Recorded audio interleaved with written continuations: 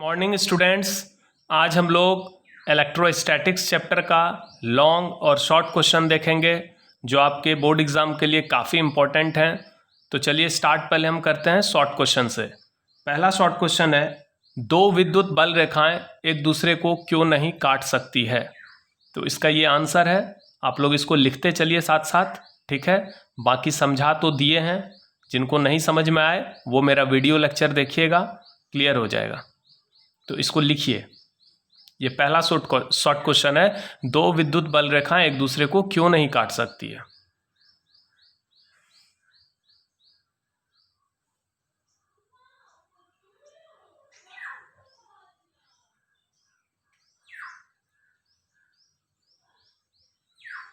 Second question है, क्या दो समविभव सतह एक दूसरे को काट सकती है।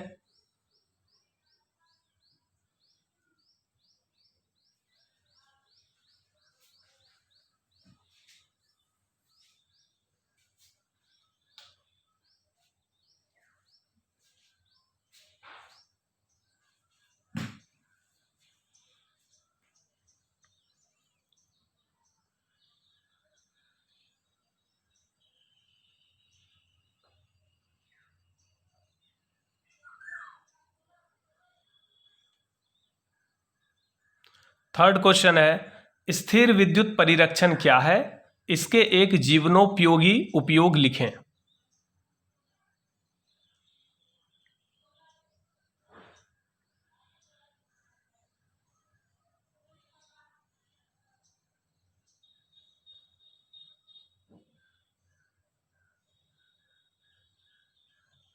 यहां पर मैंने दो उपयोग लिखा है, आप एक ही उपयोग आपको लिखना है।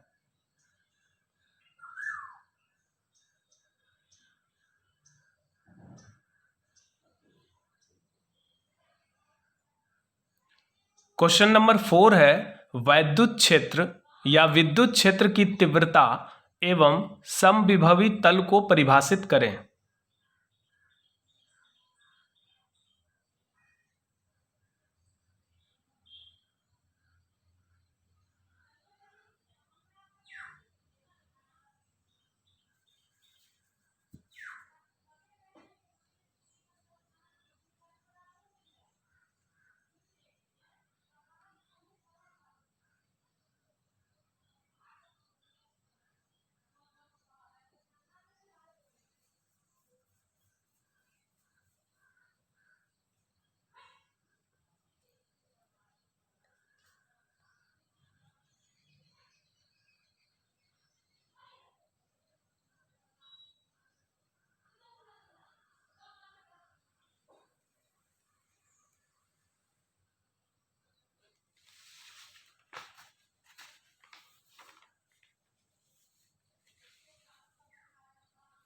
क्वेश्चन नंबर 5 है, वैद्युत आवेश के दो मौलिक गुणों को लिखें।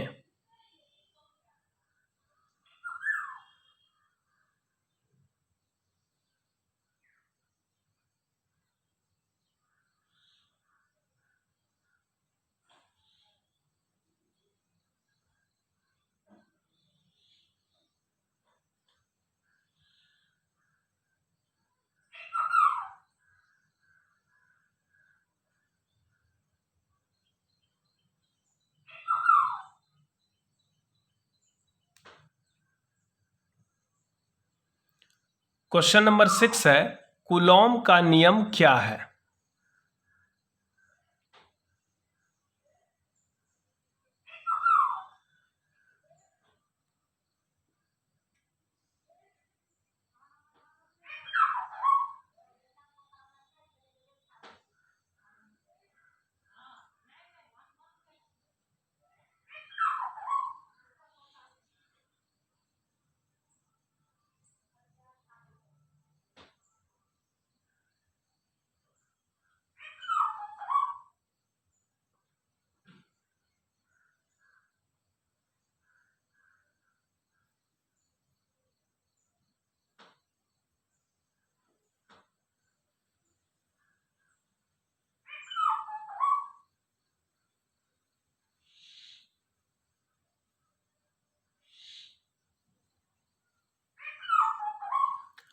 क्वेश्चन नंबर 7 है, कूलॉम के नियम की सीमाएं क्या है?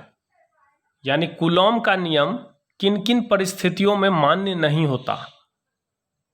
तो यहां पर मैंने 3 सीमाएं लिखा है, आपको केवल 2 सीमा याद रखना है, क्योंकि ये सब शॉर्ट क्वेश्चन है, 2 पॉइंट काफी है।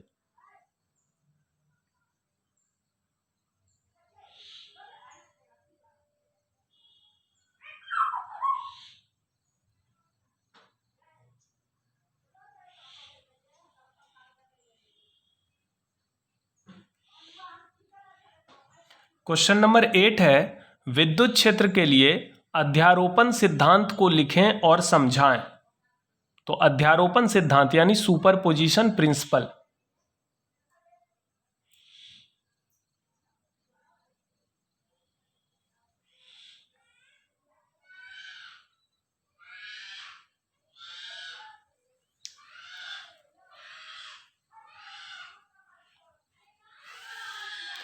क्वेश्चन नंबर 9, ये क्वेश्चन नंबर 8 का आंसर है। क्वेश्चन नंबर 8, यहां पर देखिए एक चार्ज है Q2 और 2 चार्ज है Q1 Q3। तो Q1 के कारण Q2 पर जो फोर्स लग रहा है वो F1 है, और Q3 के कारण Q2 पर जो फोर्स लग रहा है वो F3 है। तो Q2 पर लगने वाला नेट फोर्स हो जाएगा इन दोनों फोर्स का वेक्टर सम। तो net force on charge Q2 पर लगा नेट बल होगा F1 plus F3।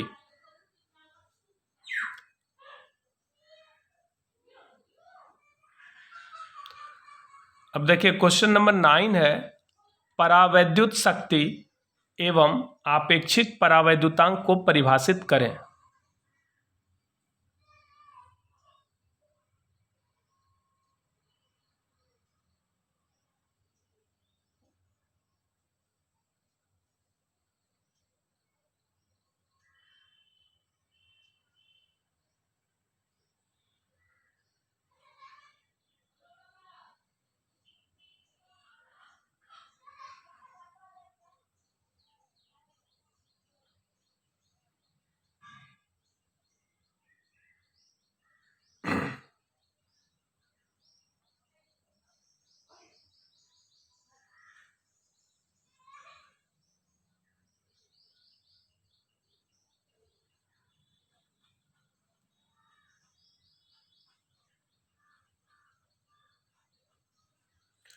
Question number 10 है, विद्युत द्विध्रुव आघूर्ण को परिभाषित करें तथा इसका SI मात्रक लिखें।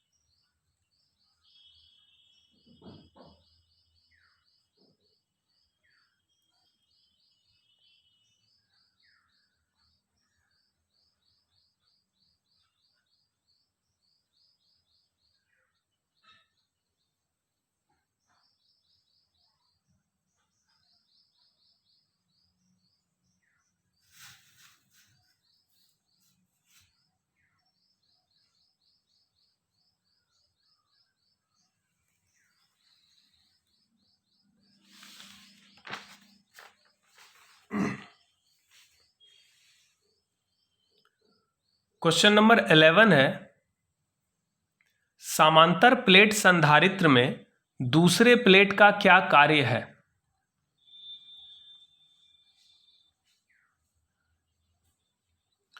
तो आप जानते हैं कि पैरेलल प्लेट कैपेसिटर में 2 प्लेट होता है।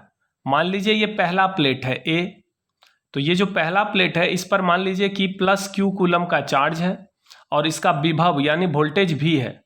तो इसका जो कैपेसिटी होगा यानी धारिता C बराबर Q/V होगा।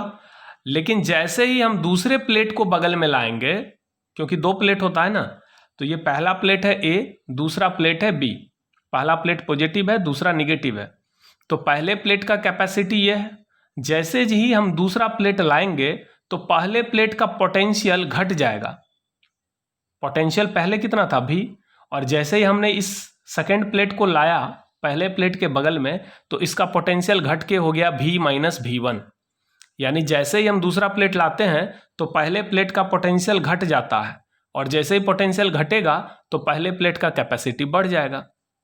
तो इसका मतलब समांतर प्लेट संधारित्र में दूसरे प्लेट का क्या फंक्शन है? दूसरे प्लेट का फंक्शन है पहले प्लेट के विभव को घटाकर उसके धारिता को बढ़ाना।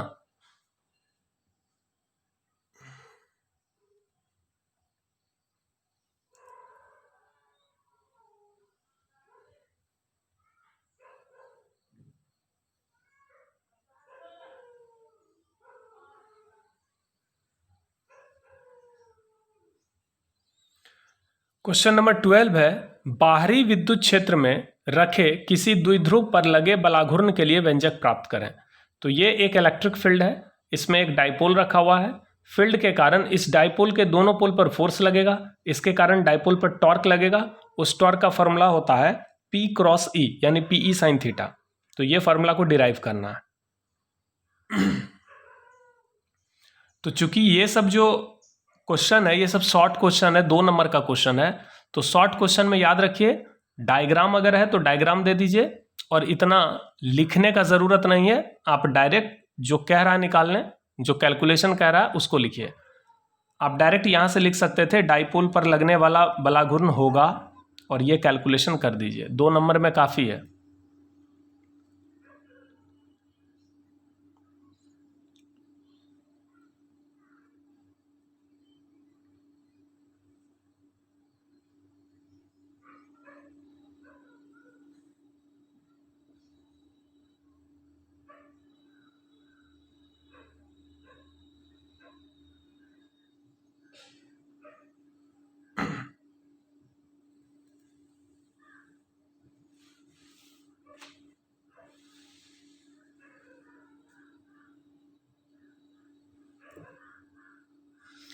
क्वेश्चन नंबर 13 देखिए, 2 संधारित्र की धारिताएं C1 तथा C2 हैं, इनके पार्श्वबद्ध एवं श्रेणीबद्ध परिपथ दर्शाएं।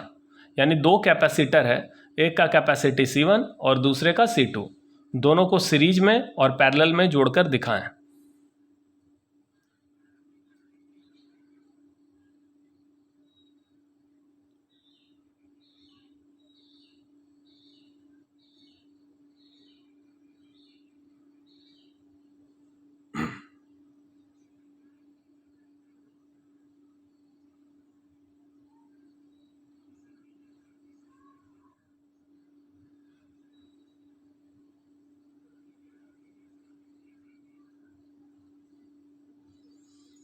क्वेश्चन नंबर 14 है, विद्युत विभव को परिभाषित करें।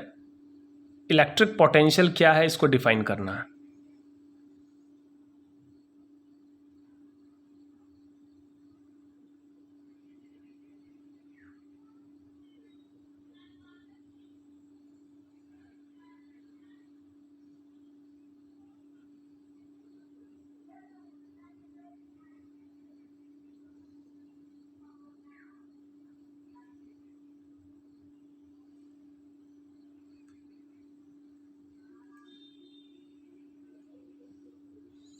नेक्स्ट क्वेश्चन है, किसी बिंदु आवेश Q के कारण उससे r दूरी पर विद्युत क्षेत्र के लिए व्यंजक प्राप्त करें। तो ये एक पॉइंट चार्ज Q है, इससे r डिस्टेंस पर एक बिंदु B है, यहाँ पर इलेक्ट्रिक फील्ड का फॉर्मूला निकालना है। तो आप जानते हैं इलेक्ट्रिक फील्ड का फॉर्मूला होता है KQ/r²। तो इसके लिए हम करेंगे क्या, पहले बिंदु B पर एक जांच आवेश Q0 रखेंगे, यानी टेस्ट चार्ज। उसके बाद ये पता करेंगे कि ये जो चार्ज है ये कितना इस पर फोर्स लगा रहा है। तो इस फोर्स को निकाल के फिर फोर्स पर यूनिट चार्ज कर देंगे तो फील्ड निकल जाएगा।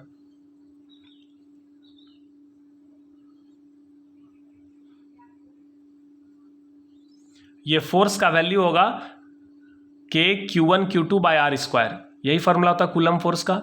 अब इस फोर्स को हम किससे डिवाइड करेंगे, Q0 से। तो Q0 से जैसे डिवाइड लगेगा ये कैंसिल होगा, तो KQ/r², ये इलेक्ट्रिक फील्ड हो गया। इलेक्ट्रिक फील्ड का मतलब होता है एक कूलम चार्ज पे लगने वाला फोर्स। तो यहां हमने सबसे पहले Q0 कूलम चार्ज रखा, उस पर फोर्स लगा F, तो एक कूलम पे कितना लगेगा, F/Q0, यही हो गया इलेक्ट्रिक फील्ड।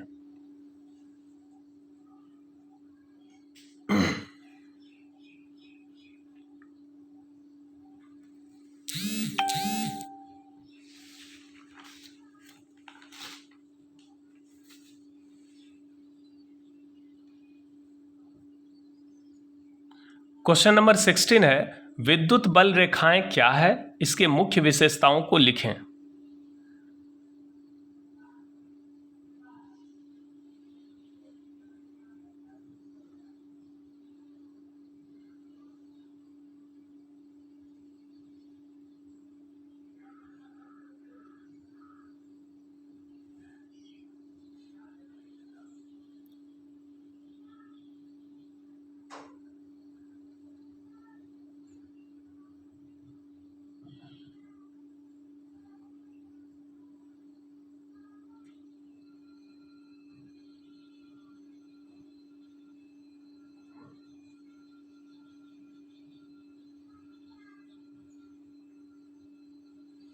तो यहां पर विद्युत बल रेखा का 4 विशेषता मैंने लिखा है, आपको केवल 2 ही लिखना है। एग्जाम में अगर आए ये क्वेश्चन तो केवल 2 विशेषता लिखना है, क्योंकि ये शॉर्ट क्वेश्चन है।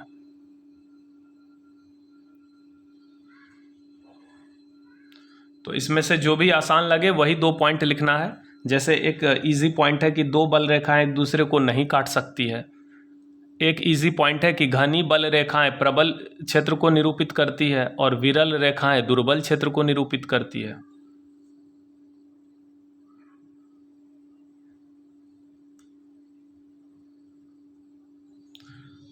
अगला क्वेश्चन है, विद्युत क्षेत्र तथा विभव के बीच संबंध स्थापित करें।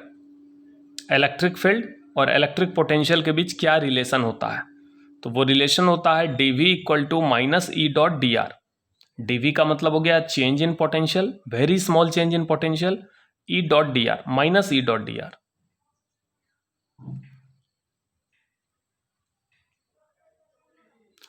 dV का मतलब हो गया पोटेंशियल डिफरेंस। तो ये 2 पॉइंट है बी और सी, इस दोनों बिंदु के बीच का पोटेंशियल डिफरेंस dV है, जो minus E dot D are के बराबर होगा।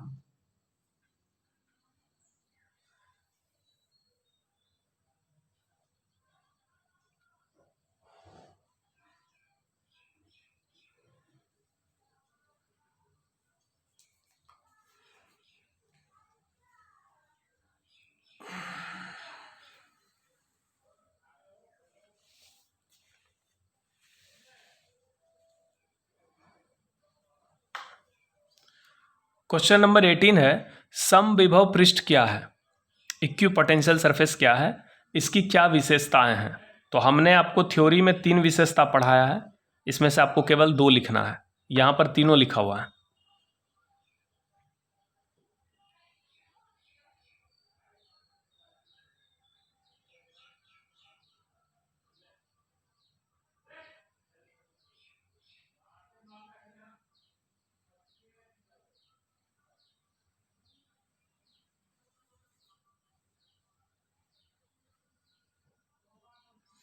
क्वेश्चन नंबर 19 है, 2 बिंदु आवेशों के निकाय की स्थितिज ऊर्जा के लिए व्यंजक प्राप्त करें। यानी 2 पॉइंट चार्ज है, इसका ये सिस्टम है, इस सिस्टम के लिए पोटेंशियल एनर्जी का फॉर्मूला निकालना है।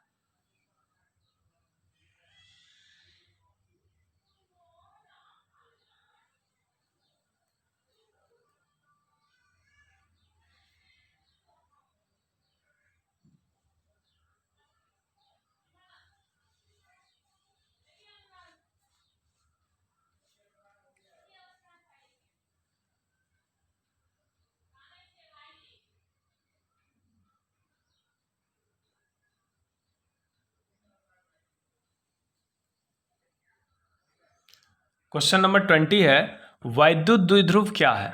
तो इसका यहां पर आंसर है, और द्विध्रुव आघूर्ण को परिभाषित कर इसका एसआई मात्रक लिखें। तो ये वाला जो क्वेश्चन है इसका आंसर आपको मिल जाएगा क्वेश्चन नंबर 10 में। तो contact question number 10 for second part. तो ये वाला जो सेकेंड पार्ट है इसका आंसर क्वेश्चन नंबर 10 में मिलेगा। ठीक है,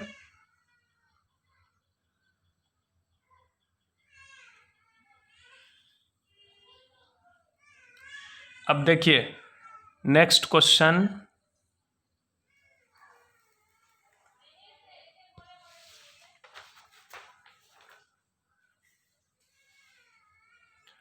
क्वेश्चन नंबर 21 है, एक समान विद्युत क्षेत्र में स्थित किसी द्विध्रुव की स्थितिज ऊर्जा के लिए व्यंजक प्राप्त करें।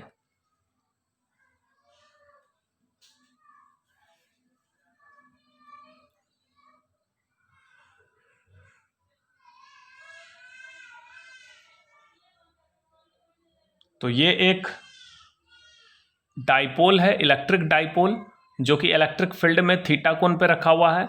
इस स्थिति में इस डाइपोल में कुछ ना कुछ एनर्जी होगा, क्योंकि जैसे इसको छोड़ेंगे तो ये घूमकर फील्ड के समांतर चला आएगा। तो इसका मतलब इसमें कुछ तो ऊर्जा है जो संचित है, उसी एनर्जी को हम पोटेंशियल एनर्जी कहते हैं, उसका फॉर्मूला निकालना है।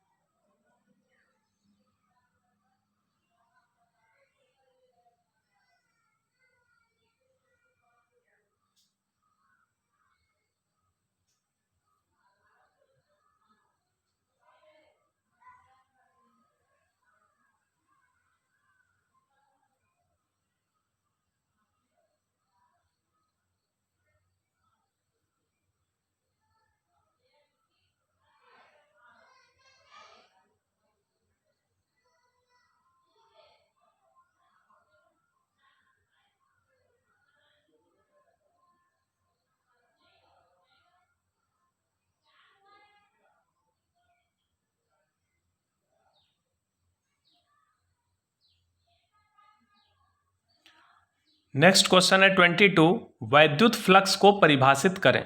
What is electric flux?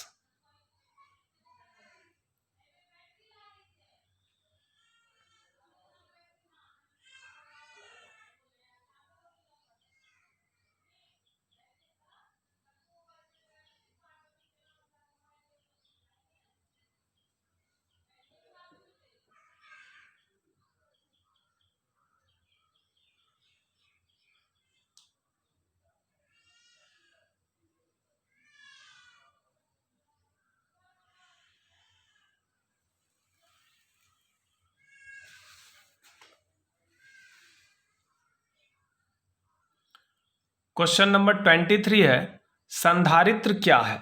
What is capacitor? इसकी धारिता से आप क्या समझते हैं, यानी इसका कैपेसिटी क्या है, और धारिता का एसआई मात्रक लिखें।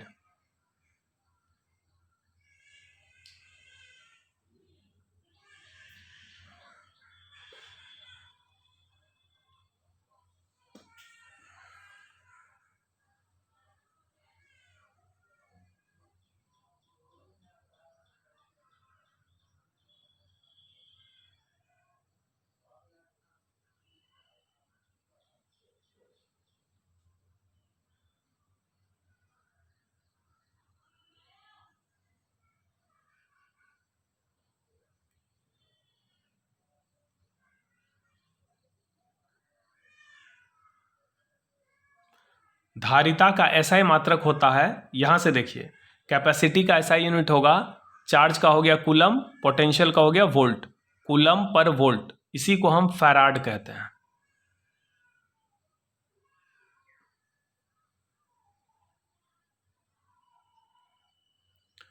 क्वेश्चन नंबर 24 है, किसी संधारित्र में संचित ऊर्जा के लिए व्यंजक प्राप्त करें।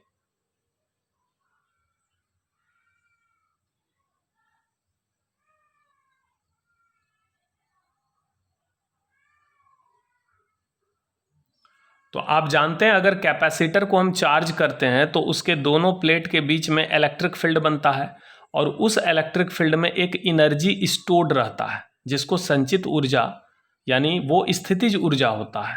उस एनर्जी का 3 फार्मूला है, U बराबर half C V square, half Q भी क्यू स्क्वायर बाई 2c। ठीक है, तो उसी फार्मूला को यहां पर कह रहा है डिराइव करने।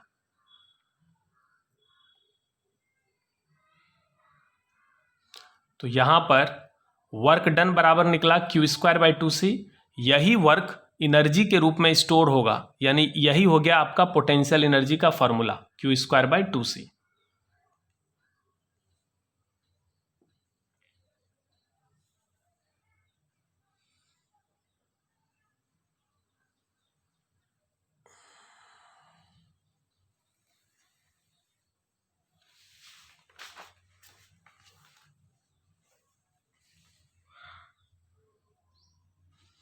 यहां पर देखिए, क्यू स्क्वायर बाई 2c को हम हाफ सी वी स्क्वायर या हाफ क्यू भी लिख सकते हैं, क्योंकि यहां पर लिखा हुआ है सिंस c बराबर क्यू इंटू वी होता है। तो q के जगह हम अगर c भी लिखें तो c square v square by 2c, एक c कैंसिल होगा तो half c v square.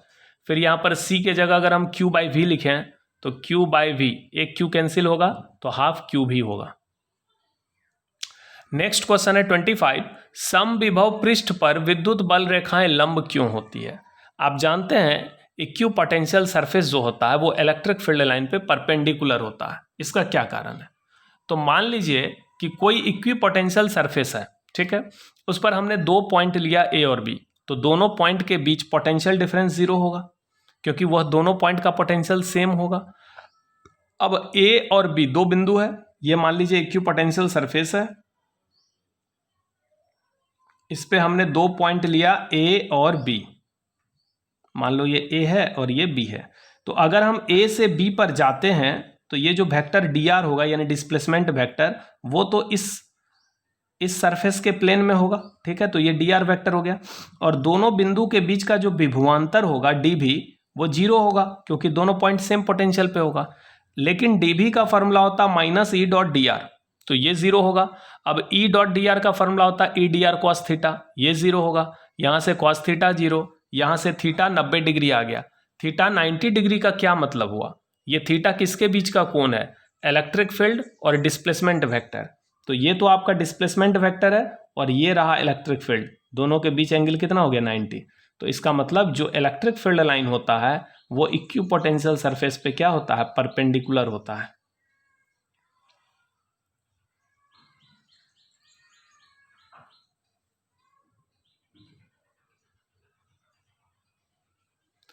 Next question है और ये लास्ट क्वेश्चन है शॉर्ट क्वेश्चन में, टोटल 26 शॉर्ट क्वेश्चन है। परावैद्युत क्या है? परावैद्युत का मतलब हो गया कुचालक पदार्थ, यानी जिससे करंट फ्लो नहीं होता है। परावैद्युत के ध्रुवण से आप क्या समझते हैं? तो डाइइलेक्ट्रिक का पोलराइजेशन होता है। हम पढ़े थे कि डाइइलेक्ट्रिक क्या है, तो इंसुलेटर है। डाइइलेक्ट्रिक का पोलराइजेशन क्या होता है? तो जब भी हम किसी डाइइलेक्ट्रिक को इलेक्ट्रिक फील्ड में रखते हैं तो वह डाइइलेक्ट्रिक में क्या होता है? पोलराइजेशन होता है, जिसके कारण क्या होता है कि डाइइलेक्ट्रिक के अंदर जो इलेक्ट्रिक फील्ड का मान होता है वो बाहर के फील्ड से कम हो जाता है।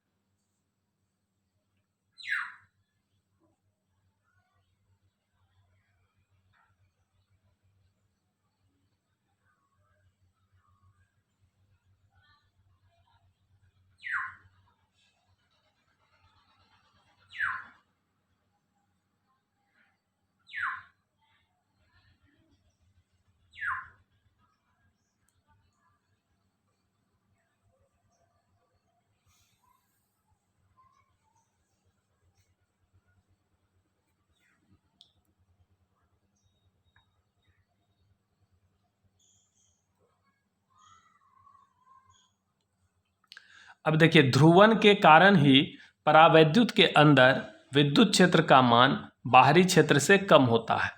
तो बाहर में इलेक्ट्रिक फील्ड का मान है ई जीरो और अंदर में जो इलेक्ट्रिक फील्ड का मान है ई है, जिसका मान ई जीरो से कम है। यानी बाहर में विद्युत क्षेत्र का मान अधिक है और अंदर में कम है। इसलिए बाहर में जो लाइन को दिखाएं वो सटा के और अंदर में थोड़ा गैप हो गया लाइन के बीच।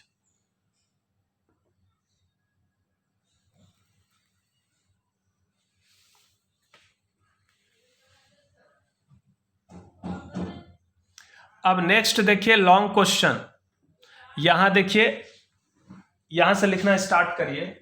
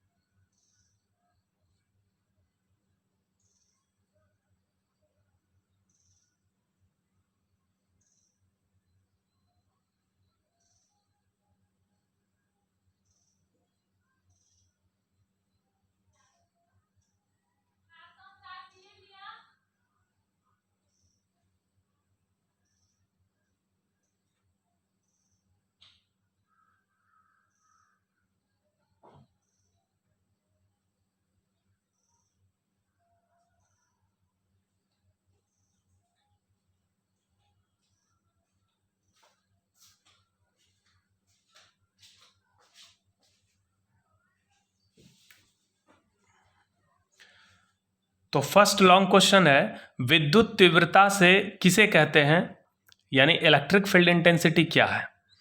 एक विद्युतीय द्विध्रुव के अक्ष पर स्थित किसी बिंदु पर विद्युत तीव्रता का व्यंजक प्राप्त करें।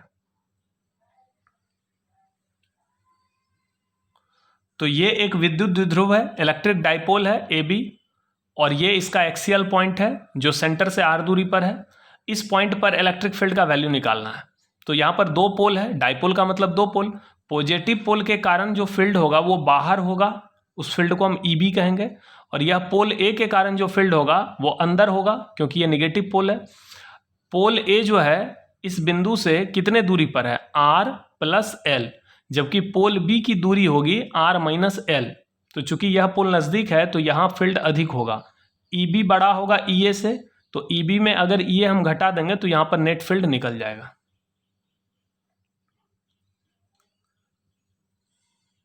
अगर ये चीज़ समझ में नहीं आ रहा है तो आप वीडियो लेक्चर देखें, उसमें बहुत अच्छे से एक्सप्लेन किया हुआ है, और ये काफ़ी बार पूछा गया है बोर्ड एग्जाम में लॉन्ग क्वेश्चन में।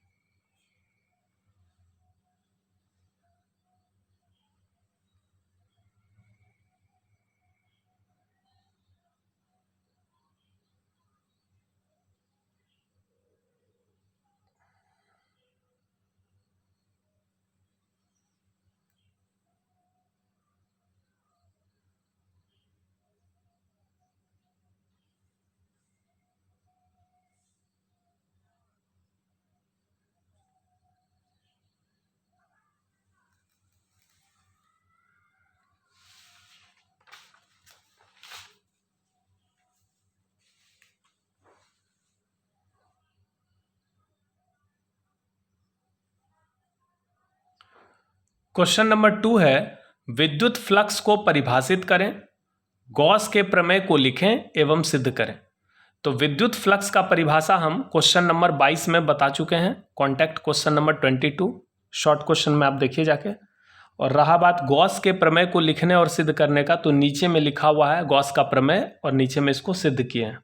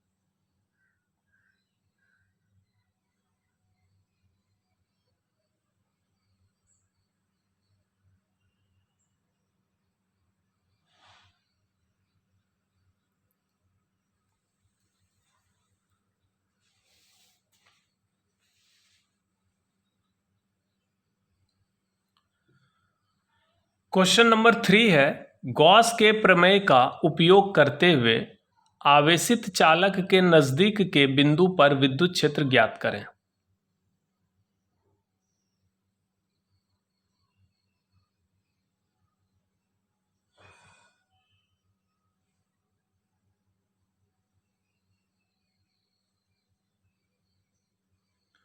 तो यह एक चार्ज्ड कंडक्टर है, इसका सरफेस चार्ज डेंसिटी सिग्मा है।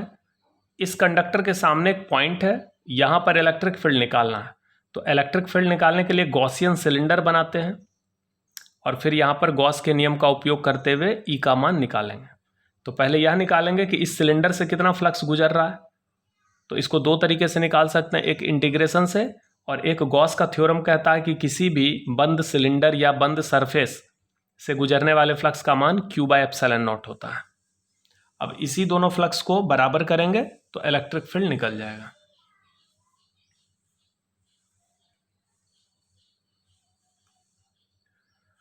यहां पर देखिए इंटीग्रेशन से इतना फ्लक्स पास होगा और डायरेक्ट जो गॉस का नियम है Q/ε0 यहां से इतना फ्लक्स पास होगा। दोनों फ्लक्स तो एक ही है, बराबर करेंगे फील्ड निकल जाएगा।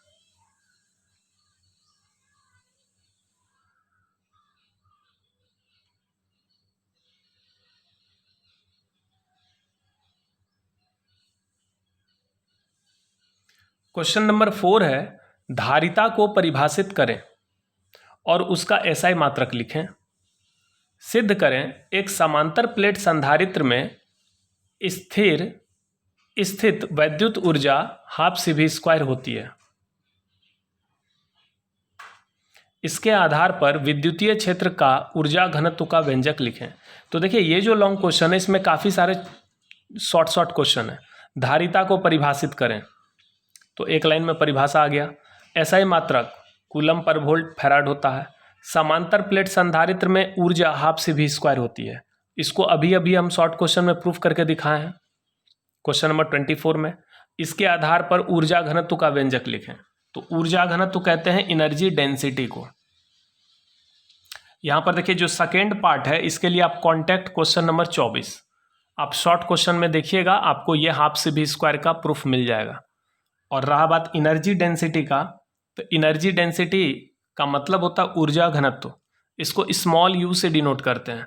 ऊर्जा घनत्व होता है कैपेसिटर के दोनों प्लेटों के बीच संचित कुल ऊर्जा बटे कुल आयतन, यानी एकांक आयतन में संचित ऊर्जा को हम ऊर्जा घनत्व कहते हैं।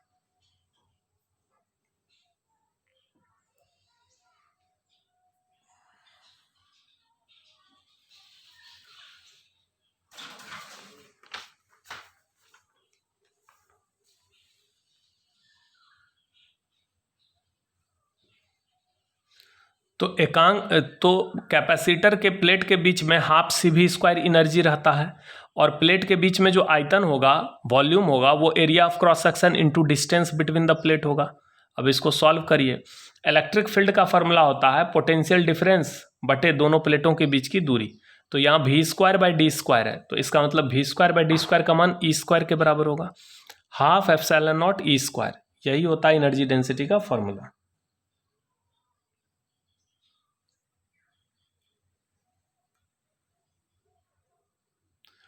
क्वेश्चन नंबर 5 है, एक समांतर प्लेट संधारित्र की धारिता का व्यंजक प्राप्त करें। तो पैरेलल प्लेट कैपेसिटर के कैपेसिटी का फॉर्मूला क्या था, ε0A/d। यदि संधारित्र के प्लेटों के बीच परावैद्युत माध्यम डाला जाए तो संधारित्र की धारिता किस प्रकार परिवर्तित हो जाती है। अगर दोनों प्लेट के बीच में हम एक डाइलेक्ट्रिक स्लैब घुसाएंगे तो इससे क्या होगा, कैपेसिटी बढ़ जाएगा। कितना टाइम्स बढ़ जाएगा, K टाइम्स, जहां K उस डाइलेक्ट्रिक स्लैब का डाइलेक्ट्रिक कांस्टेंट है।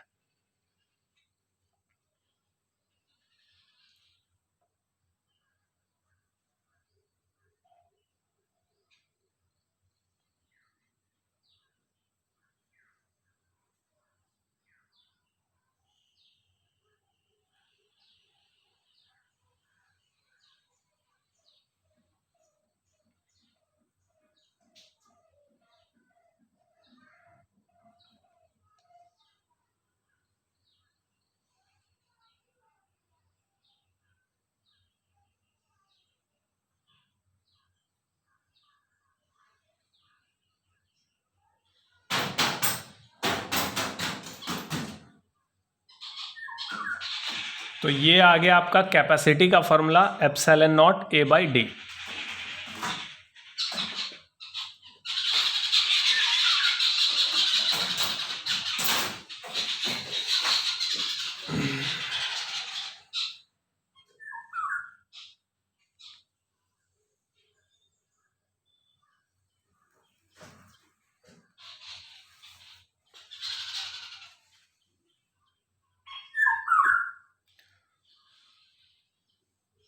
और ये है कि अगर प्लेटों के बीच में परावैद्युत माध्यम डाला जाए तो धारिता हो जाएगा, तो जब प्लेट के बीच में हवा था तो एप्सिलॉन नॉट A/D था, लेकिन अब हवा के बदले कोई परावैद्युत माध्यम डालेंगे तो अब एप्सिलॉन A/D होगा, जहाँ एप्सिलॉन को लिख सकते हैं एप्सिलॉन नॉट इंटू के, यानी के इंटू सी नॉट। ये एप्सिलॉन नॉट A/D ये तो कैपेसिटी है उस समय का जब हवा माध्यम था, तो एप्सिलॉन नॉट A/D को हम सी नॉट कहेंगे। सी नॉट का मतलब हो गया कैपेसिटी ऑफ एयर कैपेसिटर, यानी जब एयर को हमने माध्यम के तौर पे लिया था।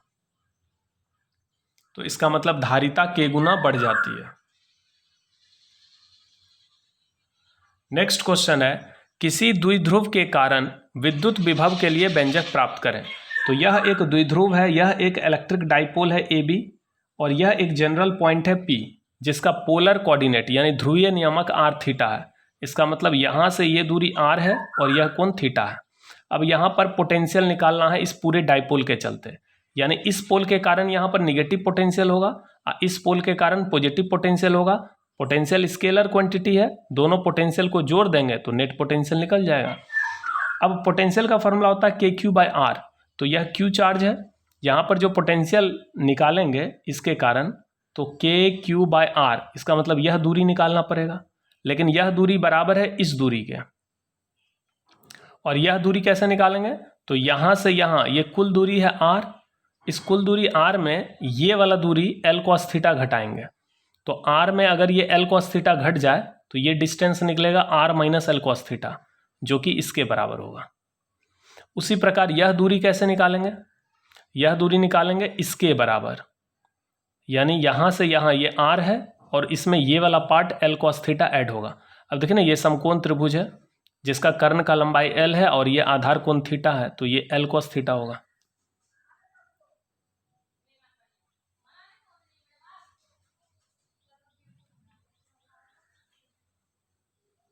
तो टोटल पोटेंशियल हो जाएगा, पोल A के कारण पोटेंशियल VA, पोल B के कारण पोटेंशियल VB, K का वैल्यू होता है 1/4 pi epsilon not KQ/R। R का मतलब हो गया डिस्टेंस, पोल से उस बिंदु P की दूरी।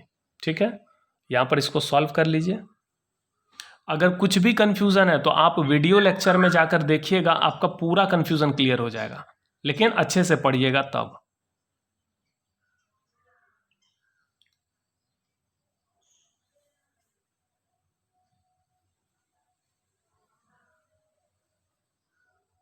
यहाँ पर मैंने 2 स्पेशल केस लिया है, तो आपका तो यही आंसर निकल गया। ये जो है ये लिखना ज़रूरी नहीं है, ये मैंने ऐसे आपके समझ के लिए लिख दिया है, ये वाला पार्ट एक्स्ट्रा है। अक्षीय बिंदु, तो एक्सियल पॉइंट के लिए थीटा का मान 0 या 180 होगा, तो जब यहाँ 0 देंगे तो cos 0 1 होगा, 180 देंगे तो -1 होगा, तो यानी प्लस माइनस दोनों होगा। और विषुवत रेखीय बिंदु यानी इक्वेटोरियल पॉइंट के लिए थीटा का मान 90 या 270 होगा, तो cos 90 भी 0 होता है, cos 270 भी 0 होता है, यानी किसी इलेक्ट्रिक डाइपोल के निरक्षीय बिंदु पर विभव का मान हमेशा 0 होता है।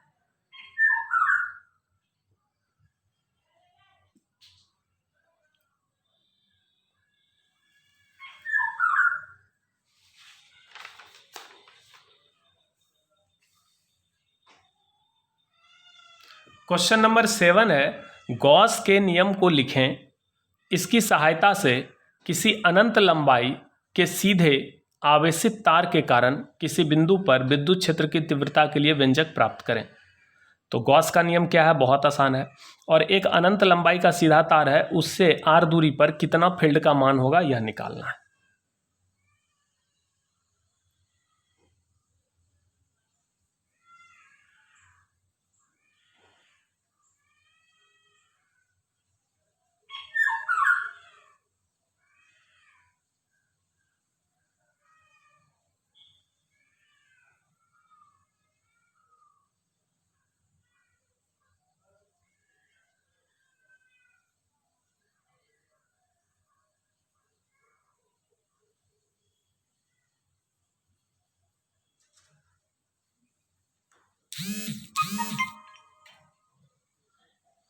तो फील्ड का जो वैल्यू निकलेगा वो होगा λ/2 पाई एप्सिलॉन नॉट r, जहां लैम्डा रेखीय आवेश घनत्व है उस छड़ का, उस रॉड का।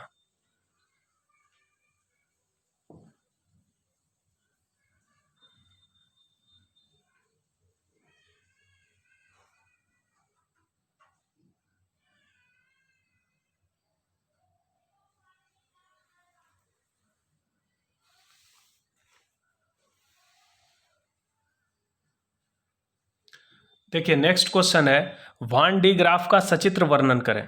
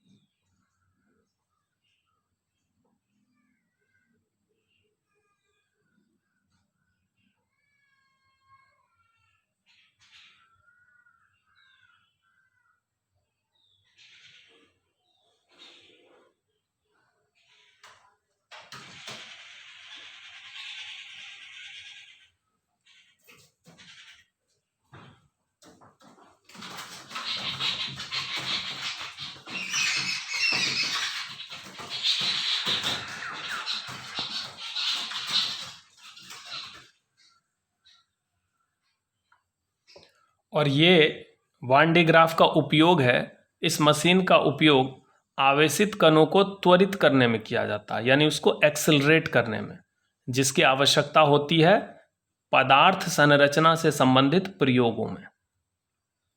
तो चूंकि वान डी ग्राफ बहुत हाई वोल्टेज जनरेट करता है, तो उस हाई वोल्टेज के चलते हाई इलेक्ट्रिक फील्ड प्रोड्यूस होता है, और जब भी हाई इलेक्ट्रिक फील्ड में हम चार्ज पार्टिकल को रखेंगे तो बहुत तेजी से वो एक्सेलरेट होता है।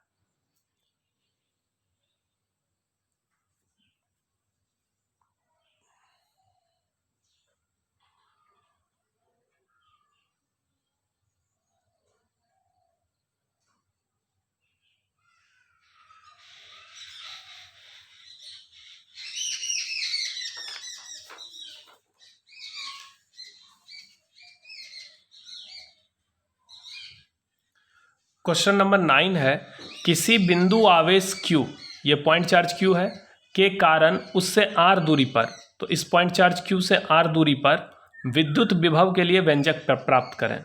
तो यहाँ पर जो पॉइंट है, यहाँ पर पोटेंशियल का फॉर्मूला निकालना है। तो सबसे पहले एक बगल में एक पॉइंट लेंगे C। अब B से C ले जाने में कितना वर्क डन होगा वो निकालिए।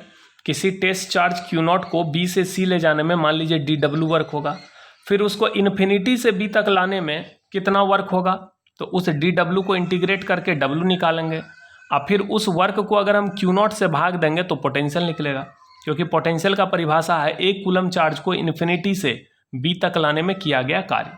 तो अगर हम Q0 कूलम चार्ज को इन्फिनिटी से B तक लाने में किया गया कार्य W निकाल लें, तो W को Q0 से भाग दे के पोटेंशियल निकलेगा। लेकिन W निकालने के लिए इंटीग्रेशन करना होगा, तो पहले B से C ले जाने में किया गया कार्य W निकालेंगे। तो B से C ले जाने में किया गया कार्य dW निकल गया। अब dW को इंटीग्रेट करके इन्फिनिटी से B तक लाने में किया गया कार्य निकालेंगे।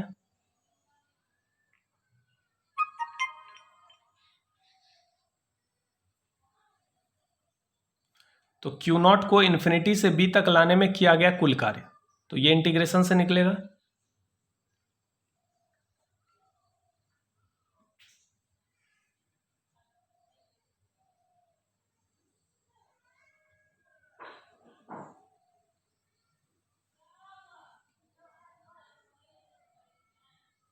तो ये निकल गया वर्क डन W। अब इस W को हम Q0 से अगर भाग देंगे तो ये Q0 कैंसिल होगा, तो बच जाएगा KQ/R। तो यही पोटेंशियल का फॉर्मूला होता है, पोटेंशियल का फॉर्मूला होता है KQ/R। तो यहाँ पे ये फॉर्मूला निकल गया।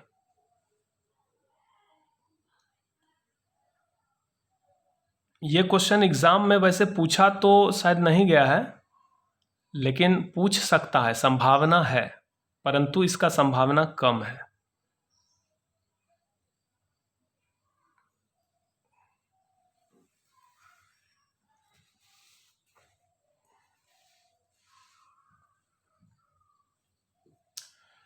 नेक्स्ट क्वेश्चन है, एक विद्युत द्विध्रुव के विषुवत रेखीय या निरक्षीय बिंदु पर विद्युत तीव्रता का व्यंजक प्राप्त करें। तो ये एक इलेक्ट्रिक डाइपोल है, यहाँ डायग्राम में देखिए AB एक इलेक्ट्रिक डाइपोल है, यहाँ पर एक इक्वेटोरियल पॉइंट P है। दोनों पोल के कारण फील्ड निकाल लो, ईबी और ईए, और दोनों फील्ड को ऐड करोगे तो नेट फील्ड निकल जाएगा।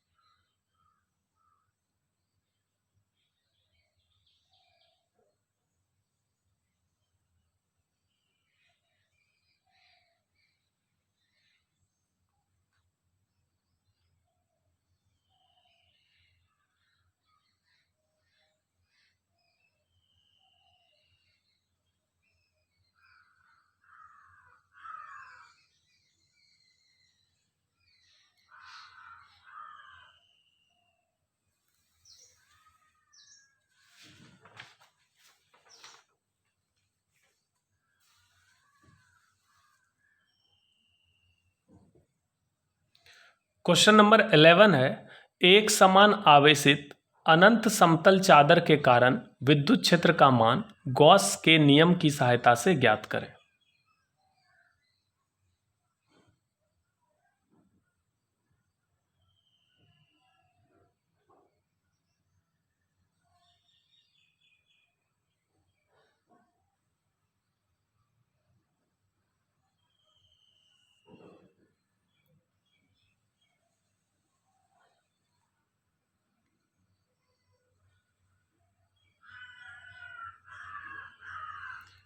तो ये फॉर्मूला निकल गया sigma by 2 epsilon not.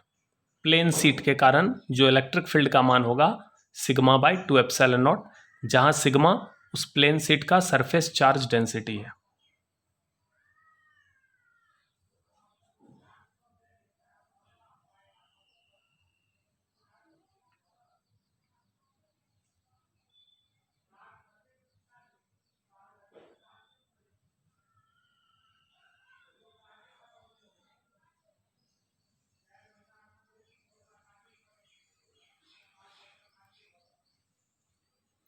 Question number 12 है, गॉस के नियम का उपयोग करते हुए एक समान आवेशित पतले गोलीय खोल के कारण भीतरी और बाहरी बिंदु पर विद्युत क्षेत्र का मान ज्ञात करें।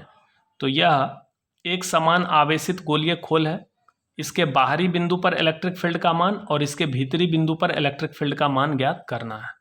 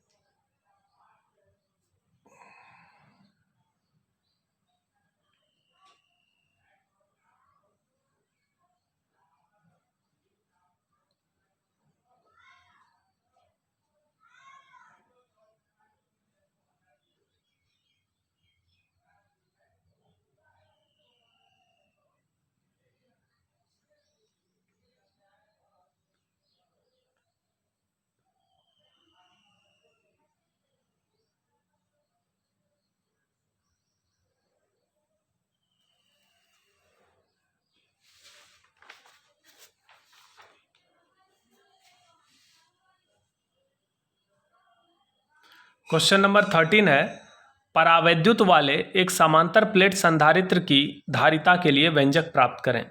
तो एक पैरेलल प्लेट कैपेसिटर है जिसके दोनों प्लेट के बीच में एक डाइलेक्ट्रिक स्लैब डाला गया है, तो इसका कैपेसिटी कितना होगा। तो कैपेसिटी निकालने का एक ही तरीका है, C बराबर Q बाई V। तो यहाँ पर चार्ज तो Q है, लेकिन पोटेंशियल डिफरेंस निकालिए। और पोटेंशियल डिफरेंस निकालने का तरीका है, पहले इलेक्ट्रिक फील्ड निकालिए, इलेक्ट्रिक फील्ड को डिस्टेंस से मल्टीप्लाई करके पोटेंशियल डिफरेंस निकालिए, और जब पोटेंशियल डिफरेंस निकल जाए तो Q बाई V करिए।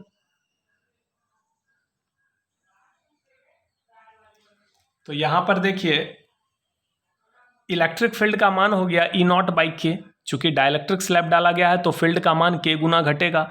जब हवा था तो इलेक्ट्रिक फील्ड का मान E0 था, जब डाइलेक्ट्रिक डालेंगे तो K गुना घटेगा, तो ये हो गया इलेक्ट्रिक फील्ड। पोटेंशियल का वैल्यू होता है फील्ड इनटू डिस्टेंस, तो पोटेंशियल डिफरेंस भी K टाइम्स घटेगा। तो जब पोटेंशियल डिफरेंस K टाइम्स घटेगा तो कैपेसिटी K टाइम्स बढ़ जाएगा।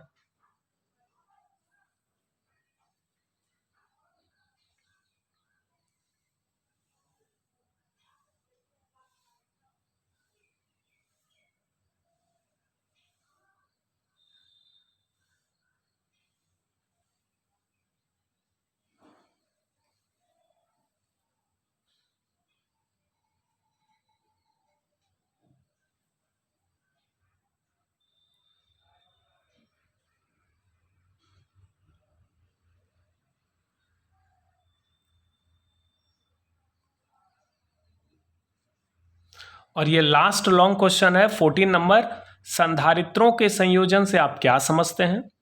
दोनों प्रकार के संयोजन के लिए समतुल्य धारिता का व्यंजक प्राप्त करें। यानी ग्रुपिंग ऑफ कैपेसिटर क्या है और सीरीज और पैरेलल ग्रुपिंग को कह रहा है पूरा एक्सप्लेन करना।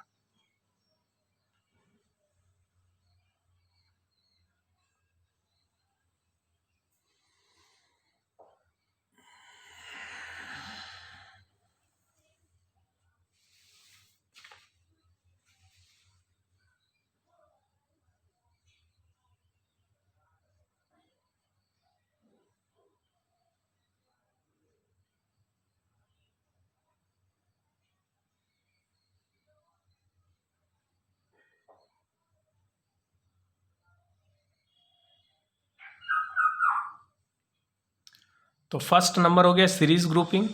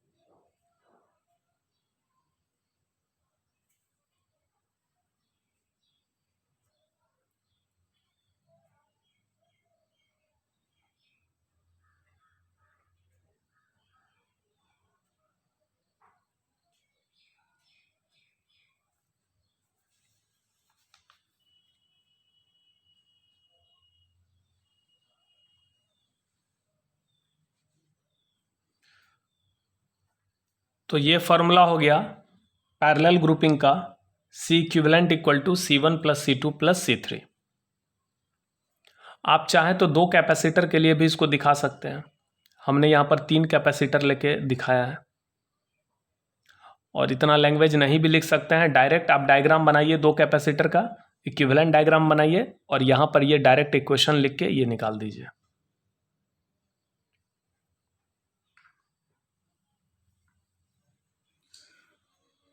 तो इस चैप्टर में टोटल 26 शॉर्ट क्वेश्चन और 14 लॉन्ग क्वेश्चन है, इसको आप अच्छे से तैयार कर लेंगे एग्जाम के लिए।